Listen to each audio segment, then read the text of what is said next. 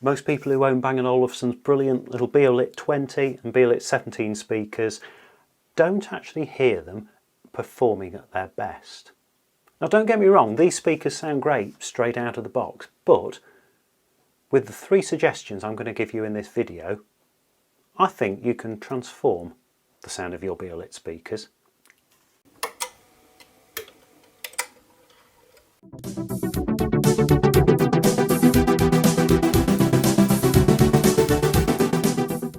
If you're new to the channel, I'm Steve from Sounds Heavenly. My day job is helping people to connect and get the best from their Bang & Olufsen speakers. So if you need any help, just drop me a line at soundsheavenly.com at any time and I'll be happy to assist. So we're going to look through 3 simple ways to improve the sound of these speakers. And first of all, I'm going to suggest that you go to your regular app store on your phone or tablet, download the Bang & Olufsen app, which is free of charge on Apple and Android, and configure your Beolit speaker on there. It's a simple process and covered on the Bang & Olufsen website, but all the tuning for this speaker is covered within the app, both for wired and wireless Bluetooth connections. So this is the key to getting the sound of the speaker right. When you open up the app, you'll see that the tone controls, the regular bass and treble adjustments that you'd make on a normal audio system, have been changed somewhat. They're replaced by a tone wheel, which Bang & Olufsen refer to as Beosonic. Now what this does is it allows you to move a dot around a circle and either raise or lower the bass and treble of the speaker accordingly. So I'm going to give you 2 suggested settings, one for music, one for movies, that I feel, to my ears at least, give a better representation of the sound than the default setting, which is referred to as optimum in the app. Now don't get me wrong, the optimum setting is great.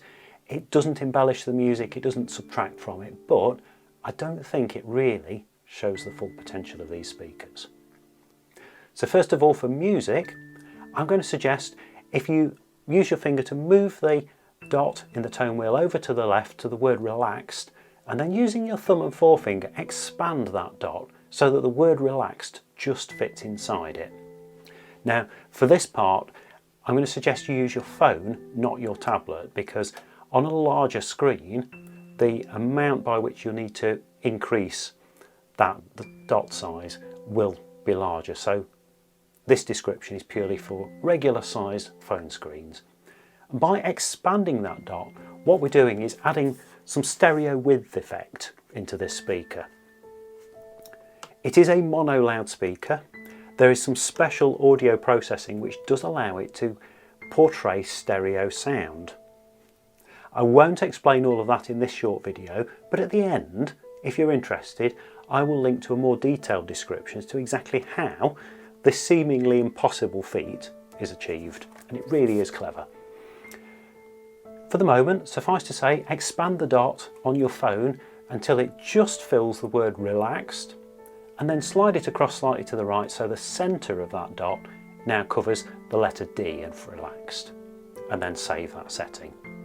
And to my ears, that now gives a really good tonal match to Bang & Olufsen's higher specified speakers, the Emerge, the Level and the Balance, and also giving some of the life and vitality back into stereo music, which isn't there in the optimum setting.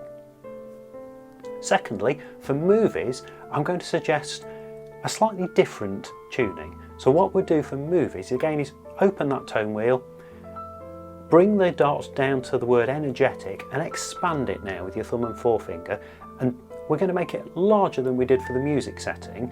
We're going to get it so it covers both the E of energetic and the B of bass below it.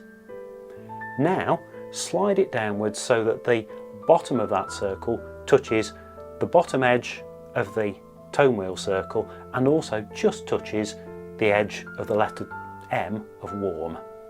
And I find that for movies gives some of the drive and energy and the stereo immersive feel of an action movie in particular that you'll get from being in a commercial movie cinema that's well set up. and I use that setting both streaming via Bluetooth from my iPad for movies and also via a physical connection to portable TVs. And it works really well for a wide range of movies. Now these two settings, they're not gospel. These are really just my own personal preferences. So please let me know in the comments what you think. Have you found a better setting for music or for movies? If so, please see if you can describe that in the comments. Let other viewers know what works for you. And the final suggestion I'm going to make will improve the sound for everyone. And that is that whilst this is a great Bluetooth speaker, the Bluetooth wireless functionality I would always suggest is to be considered as a convenience feature.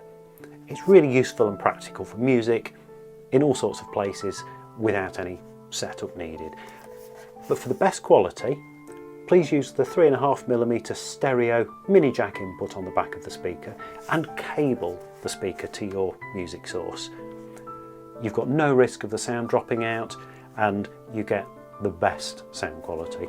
And if you need any help getting the right cables to connect your speaker to your TV or music player, please get in touch at soundsheavenly.com and I'll be happy to help. As mentioned at the start, there's a link just here on screen to the full explanation of how the stereo width is possible in a mono speaker and why it took a discovery from 90 years ago to make that possible.